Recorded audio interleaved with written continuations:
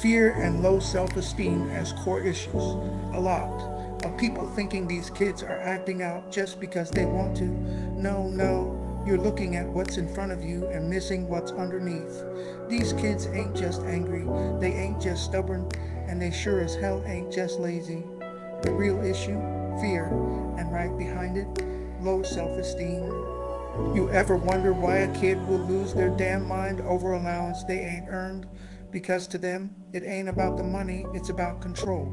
It's about proving to themselves that they matter. Deep down, they don't believe in their own ability to earn anything, so they demand, they manipulate, they fight. Because to them, losing control feels like losing themselves. Control counters fear and anxiety. Some of these kids grew up in traumatic environments. They learned that nothing was predictable, that no matter how hard they tried, things could go wrong anyway. So what happens?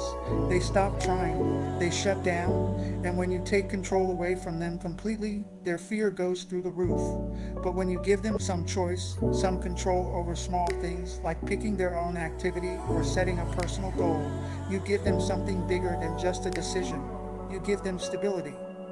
Control builds self-worth. A kid who don't believe in himself ain't gonna try, and a kid who don't try is always gonna lose. Then what? They believe they're failures, and when they believe that long enough, they stop caring.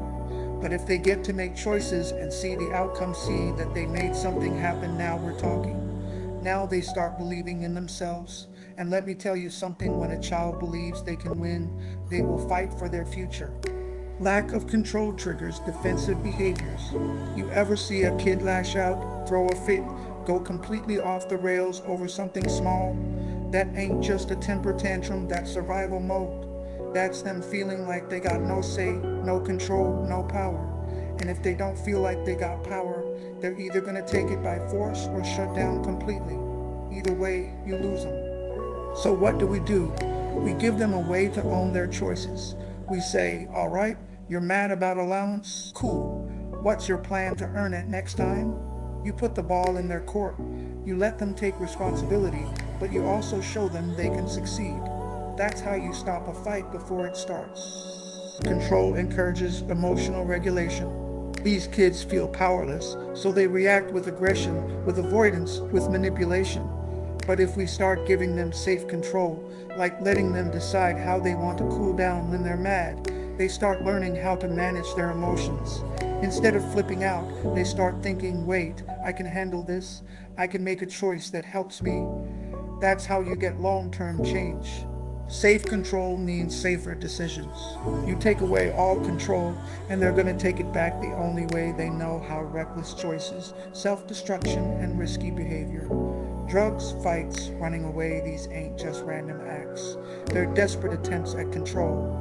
But when we give them real control, like letting them take on a leadership role, set their own goals, or decide how they want to handle a conflict, they don't have to chase control in dangerous ways. We give them power with purpose. Trust builds through control.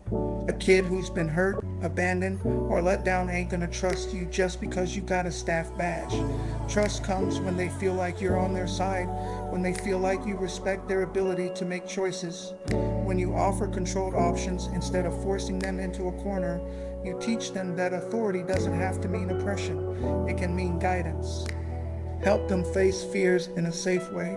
The only way to beat fear is to face it, but they ain't gonna do that if they feel like failure is the only option.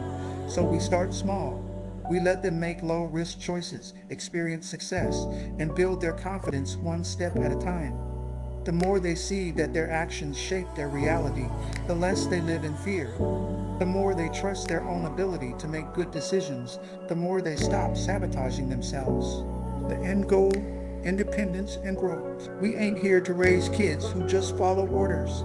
We're here to raise young men and women who can think for themselves, handle challenges, and take control of their own lives. And that starts with us right now, teaching them that they have power. Power in their choices, power in their actions, and power in their future. So from this day forward, I expect every single one of you to stop controlling these kids and start teaching them how to control themselves. That's your job. That's your mission.